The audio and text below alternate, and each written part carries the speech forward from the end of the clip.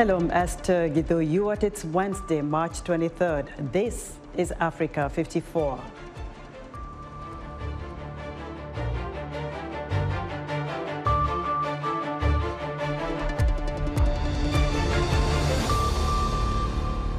Ukrainian President Volodymyr Zelenskyy says peace talks with Moscow have been confrontational but progressing, as Russian bombardment levels the port city of Mariupol.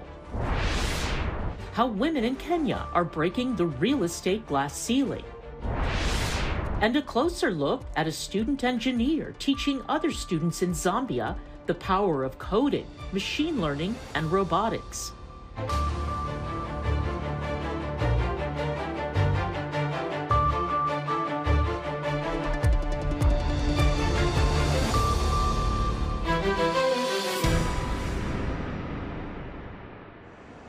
U.S. President Joe Biden travels Wednesday to Brussels, where he will meet with NATO and European allies and is expected to announce a new round of sanctions against Russia for its invasion of Ukraine. Meanwhile, relentless Russian bombardment is turning Mariupol, the besieged port city in southeast Ukraine, into rubble after it refused to surrender. Flora Bradley-Watson reports.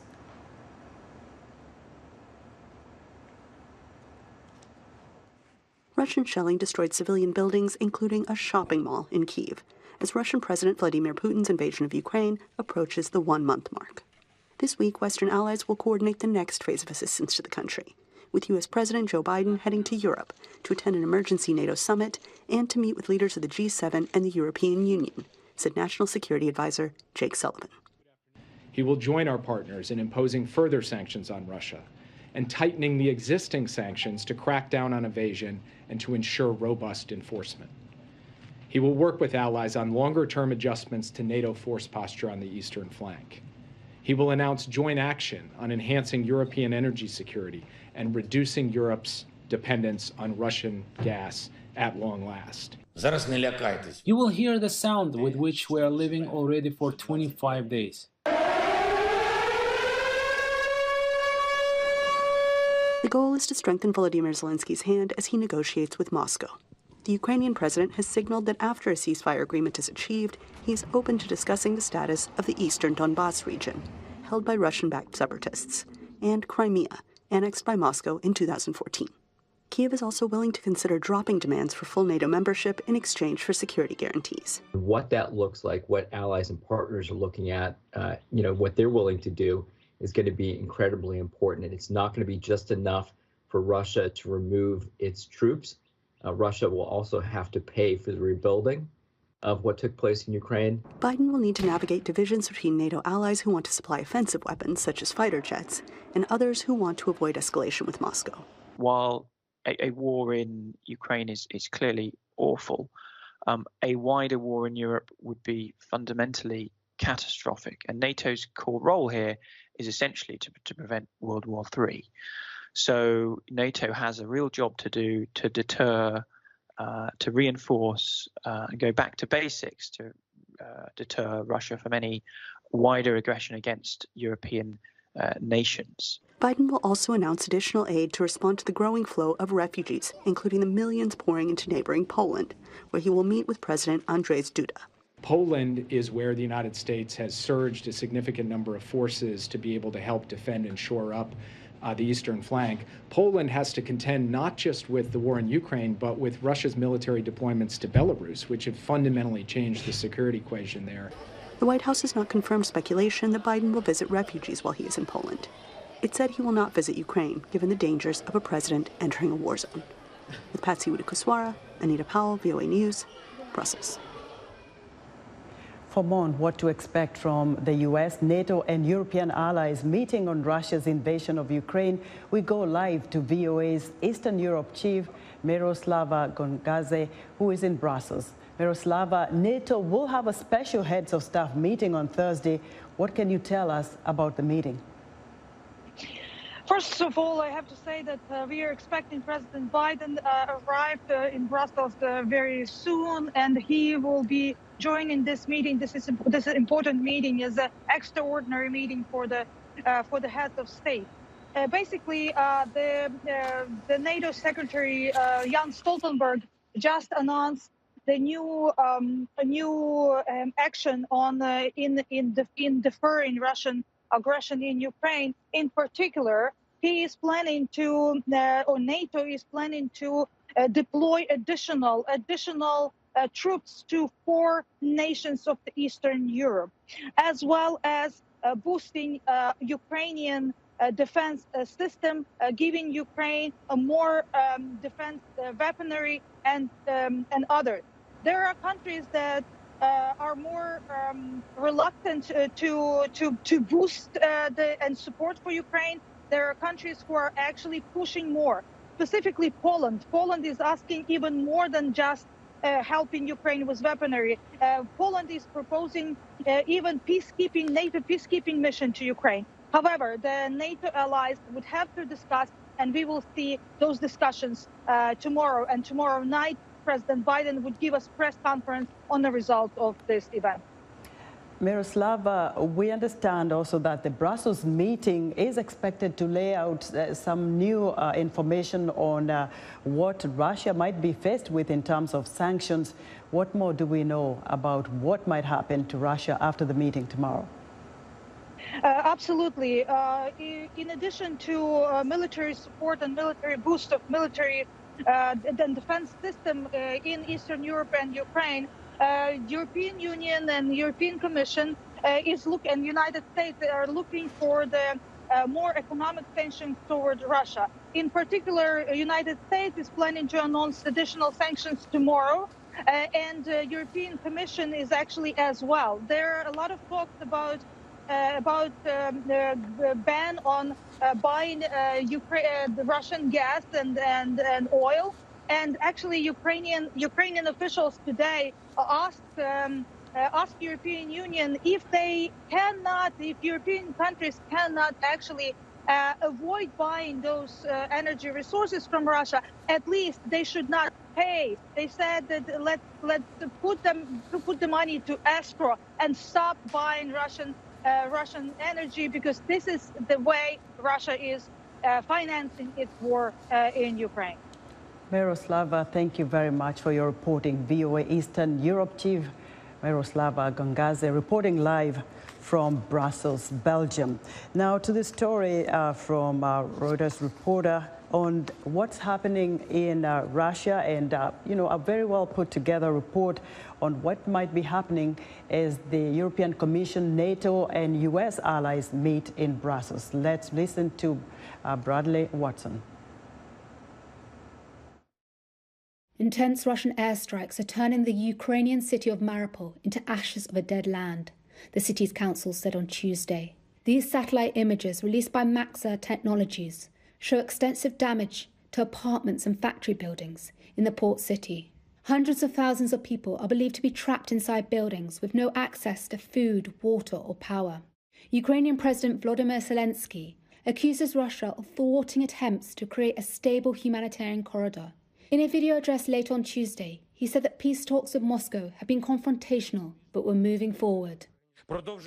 We are continuing to work at different levels to encourage Russia to move towards peace, to end this brutal war. Ukrainian representatives are participating in talks that are taking place virtually every day. It's very difficult, sometimes confrontational, but step by step we are moving forward. With the war now in its 28th day, Mariupol has become the focus. The southern city lies on the Sea of Azov, and its capture would allow Russia to link areas in the east held by pro-Russian separatists. A Reuters team reached a Russian-seized part of the city on Sunday. They filmed a wasteland of charred apartment blocks and bodies wrapped in blankets lying by a road. They also met people living in basements. Kyiv has accused Moscow of deporting residents of Mariupol and separatist-held areas of Ukraine to Russia. Moscow has denied targeting civilians and forcing people to leave, saying it is taking in refugees. Russia calls its actions in Ukraine a special operation that it says is not designed to occupy territory, but to destroy its southern neighbours' military capabilities and capture what it regards as dangerous nationalists. The continued fighting will form the backdrop of a new round of diplomacy this week. US President Joe Biden is visiting Brussels and is expected to announce new sanctions against Russia. The Wall Street Journal reported that the US is preparing sanctions on more than 300 members of Russia's lower house of parliament. So far, Russia has failed to capture any major Ukrainian city with a swift offensive. That's led to concerns from Western powers that the conflict could escalate further, even to a nuclear war. As more people flee to neighboring countries to escape the war in Ukraine, Poland is seeing a large influx of refugees at their borders. Their journeys are tough, but they remain resilient as they leave behind their homes and often some members of their family to seek refuge outside of Ukraine. Viewers Mary Mugawe with Karina Chondri spoke to one such family. We are here in Madika at the border of Poland and Ukraine, and every refugee that we see, they have a story to tell. Since Russia's invasion of Ukraine, Poland has received more than 2 million refugees. At the Polish border, in the town of Przemyśl, around 50,000 refugees are arriving each day. Amongst them was Lilia Chimpon and her 2 daughters. They entered through Medyka, one of the main border crossing points between Poland and Ukraine. Achingpon's daughter Esther, who was HR manager in Kyiv, says the journey was not easy. I'm here with my family. This is my mother, Lilia, and my sister, Jasmine.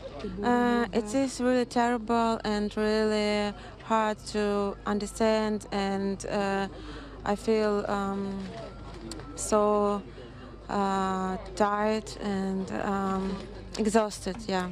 At the camp in Medyka, they grab a quick bite before they board the bus to continue their journey, this time to Germany. We are making the journey by ourselves. We have some friends in Germany, and my husband gave us their phones, telephone number, so we will call them if they will take us. Achingpon met her husband Samson, who is Ghanaian, while he was studying in Ukraine. We have 4 children, and he loved Ukraine, and he decided to stay, not to leave. What does he do there? He's a pastor of the church.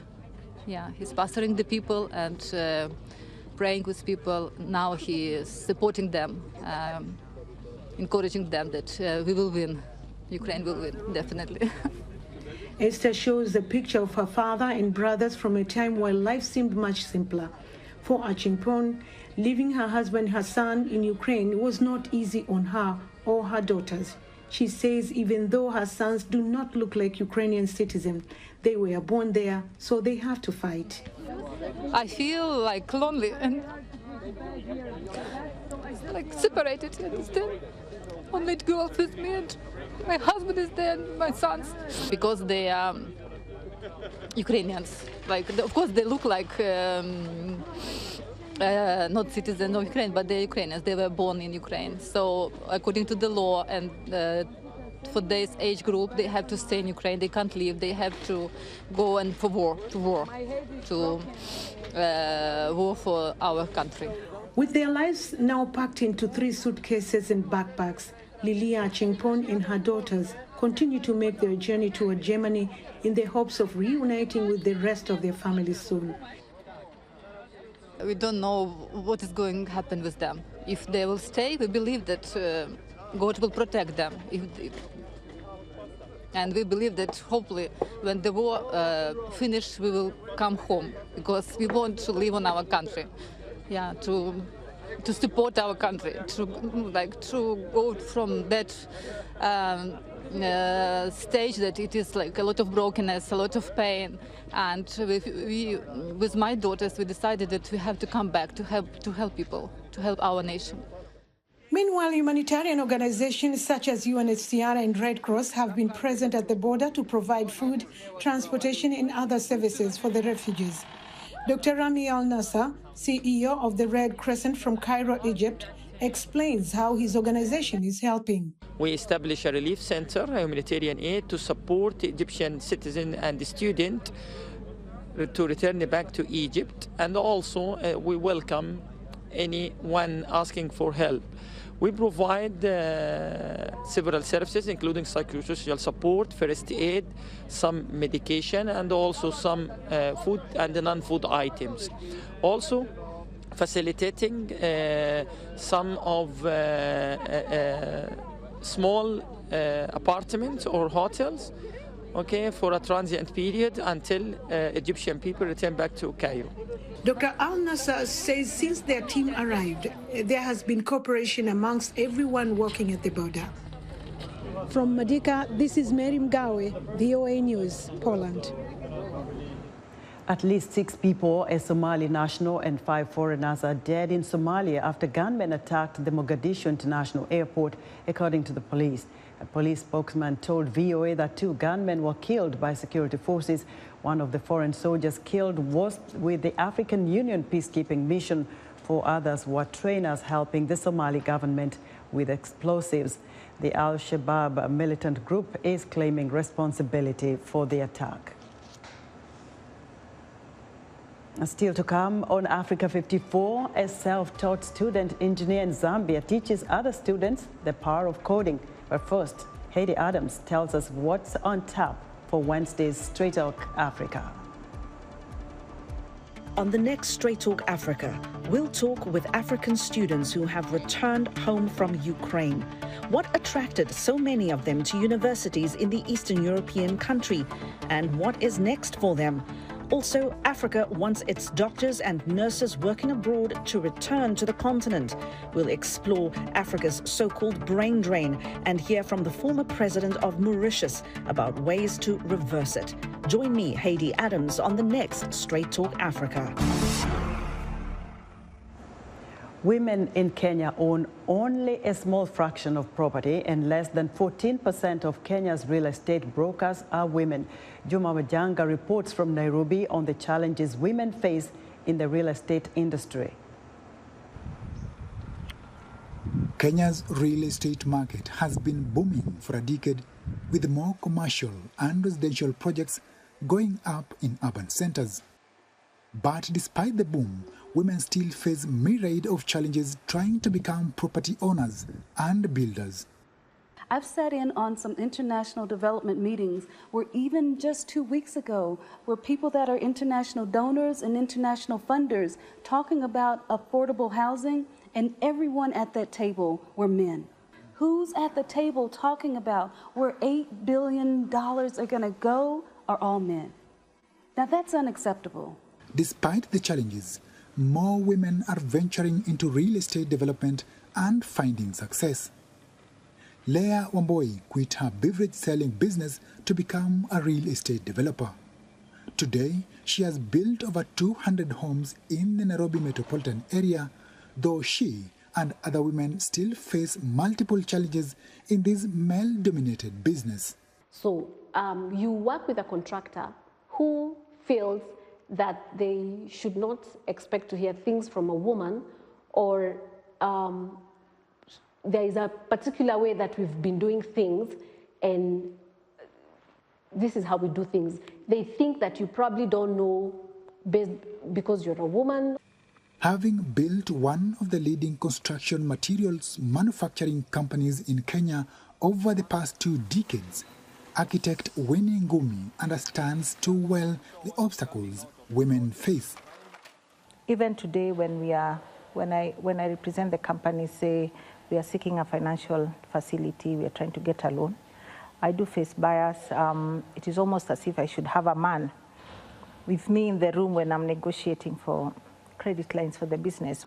A networking organization called Women in Real Estate, or WIRE, is working to help. We have a mentorship program that we take professionals to walk with them over that journey and to just assure them to be there to answer any questions that they might have, even addressing sexual harassment issues that they experience, and to help them to be confident that they can speak out about these issues and that that space is theirs also.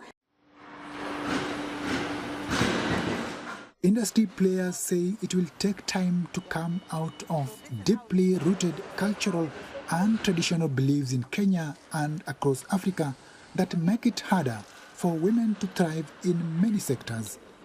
But advocates say women like Robin Emerson, Leia Wamboy, and Winnie Ngumi show that change is coming. Juma Majanga for VOA News, Nairobi. It's time now for our tech segment, and joining us now is our technology reporter, Paul Ndiho. Paul. Hello, Esther. A self-taught student engineer is teaching other students in Zambia the power of coding, machine learning, and robotics. His goal is to build an army of young tech-savvy people who can contribute to the economy. For more insight, I spoke to Edward Piri, a tech entrepreneur and co-founder of EO Robotics, based in Lusaka, Zambia. Edward Piri, welcome to Africa 54. It's my pleasure to be on the show. You are an incredibly talented young person in Zambia. You've been training people how to code, giving them computer skills, and now you're doing robotics. How did you get started? We started our initiative in 2019 with my friend, Obrim Chena, which is we thought of coming up with this program that aims to help students out there to learn robotics, programming, and electronics. Also to get into building robotics that can help out people out there, and also to understand basic knowledge of how to start up with everything in programming and robotics. What is really inspires us is the challenges that we are facing here in Zambia. We are not mostly focusing into, I would say, technology or robotics. So we thought of coming up with this initiative, which is really helping a lot, and so that it can help out for those who are lacking in need, or those who can't have equipment or to buy or something like that. So we thought of helping out to those that can that needs a hand. How did you learn how to do robots yourself? When I was in 7th grade, I started developing interests, stuff like that. It just started like that, and there's a program which is called IIAZ, which is based in Douala actually, which is the one that helped us to skilled ourselves into robotics and into each and every single thing that we do now. I've been talking to some people, young people like yourself in Zambia, and they've told me some interesting things about you, that for some reason you are trying to build an army of young people interested in STEM classes at university. Indeed. How did you get into that? What inspired you to start something like that where you're trying to empower other young people? Our goals are focused on increasing students in achievement in coding, and also to reach in areas where they have no idea in programming. And so we thought of helping into that, also according to also to look into girl coding, to according to research, the number of females working in STEM fields has fallen since from 90s. So we are there to help and also to increase people so that they can have an idea on what programming is and what coding is. I recently did an interview with a young lady in Zambia, coincidentally who happens to share your same last name, and she told me that you are an incredible tutor. You've helped her to overcome a lot of challenges, and you're doing that for so many other young girls in Zambia. How many people have you been able to train? So far, we have taught over 6,000 young people in Zambia, and we have reached about to, I would say, 3 universities here in Zambia, of which we are helping. For those who are some universities here, they are lacking in need of hardware, of which is expensive to get for them or to do something about that. So we have reached out to that and to help them learn and get the basics and how to go through it with everything. You're teaching robotics at university level, college level. Are you getting paid to do that? We're doing it for free, but with our sponsorship, which is helping us in each and every funding and to get every support and everything in that area. You're teaching robotics and the university is not paying you. You're relying on donations and other sponsors to do that. Indeed, yes. That's what we are mostly doing. How important is it for you and other young people who come to you to learn these skills, these computer skills, coding skills, machine learning, robotics? The important part is that we want to reach out to each and every Zambian so that they can have an idea of what electronics and programming is. As technology is evolving, we need to go with it as well. So which is no one has to be left behind. So we need to each and every day catch up Okay, so we have people who are building websites. They need to learn on how to do that, because we believe that robotics are taking over the world, something like that. But we need to help even those so that they can catch up to to such parts, so that they can catch up in each and every part that is needed. Like, for example, building software, building robot operating systems, building applications in that area, so that they can have an idea in such a way. Yeah. I think you've done a phenomenal job this far. I want to thank you very much for coming onto the show. Thank you very much. Thank you very much. That's it for today. Back to you, Esther. Thank you so much, Paul. Be sure to join Paul Ndiho every Wednesday for his Africa 54 Tech Report. Now, the first native Kenyan woman to take up paragliding is hoping her passion will inspire other women to break barriers. David Doyle has more. Almost. A few final checks and then Nyambura Kariuki takes to the skies. Turn and go. She's believed to be the first Kenyan woman to take up paragliding. Inspired, she says, by women who break barriers, like environmental activist Wangari Maathai. And how she fought the government of the day then to fight over Karura Forest and other forests. I believe that she called herself the little hummingbird, and she left a mark in the world, you know. And I may not win a Nobel Award, but hey, here I am living my little sparkle like I go. I am creating forests while I fly. But getting airborne hasn't been easy. Kenya has no paragliding school, the nearest are in South Africa. The extreme sport is also dominated by men, and can be expensive. But that didn't deter Kariuki. Last year, she tested her skills in her first competitive paragliding competition. She was the only woman. We've been conditioned as women that, for instance, our place is in the kitchen, but that is changing. So I want to encourage the women in the world, globally. I mean, you don't have to settle for less. Kariuki is working on getting her professional paragliding license. Balancing the sport with the demands of her 4 children and her job as a psychologist can be hard, she says. But nothing beats the freedom she feels in the skies. Okay. That was David Doyle of Reuters reporting Way to Go, Kenyan lady. And that's our show for today. From all of us here in Washington, thanks for watching.